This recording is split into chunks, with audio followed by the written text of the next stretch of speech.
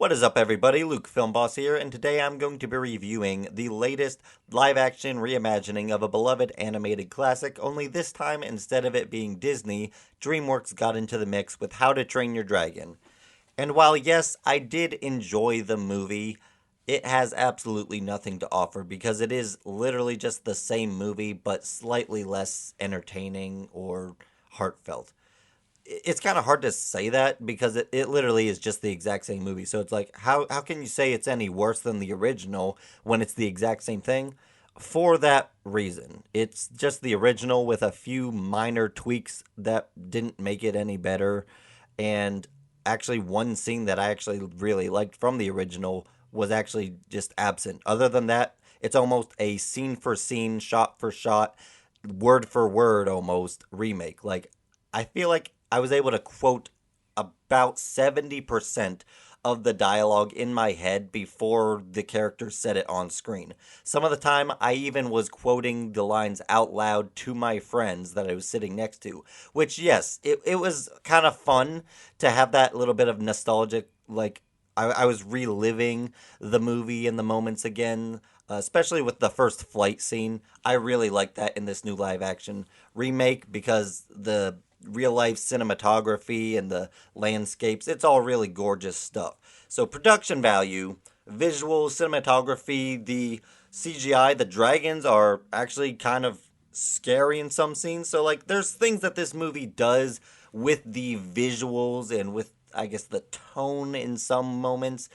But overall, it's just a less heartfelt version with uh, a hiccup that's just less charismatic, has less charisma, and just doesn't quite feel like Hiccup. I'm not saying that the actor did a bad job, but I just don't think that he captured Hiccup as well as I would have liked. There's some good casting here.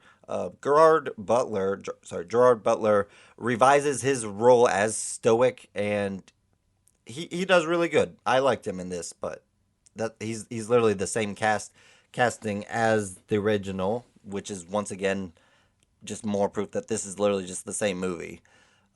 Apart from that, you had Nico Parker, who played Astrid. She was one of my favorite casting jobs, despite the fact that she's not a blonde and she has a slight pigmentation in her skin. Yeah, she did well.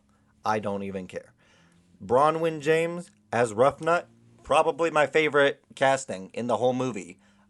People apparently have a problem that she is, you know, overweight and that Roughnut in the original was skinny because apparently that was so crucial to her character, not the humor or the obnoxiousness. No, Bronwyn actually I think nailed the role. She was really good, and out of all the cast members, she played her part the best. Apart from those three, the rest of the cast was just kind of meh to me. Like not bad, but not great. Like all of the casting in the original, all of the voices, the characters, they all added something. In this movie, I just felt like they were just background noise. And so that was one of the things that definitely made this film feel like just a cheap copy of the original, even though once again there was good stuff here. But at the end of the day, it's just not even worth watching unless you see it on a big screen for the visual purposes. Because when you're watching it at home with your family on like a less, you know, large screen, it just doesn't make sense to watch this version over the original, which also had really good visuals. It's just not worth it. So to me, this was probably the biggest cash grab out of all of these live action remakes.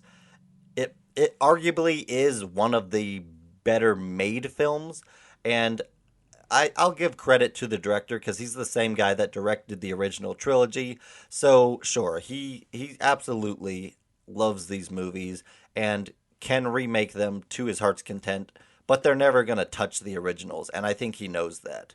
He's just having fun here, I guess.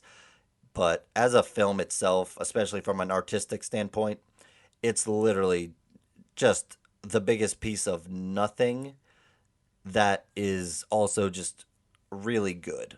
It's a well made film that offers nothing.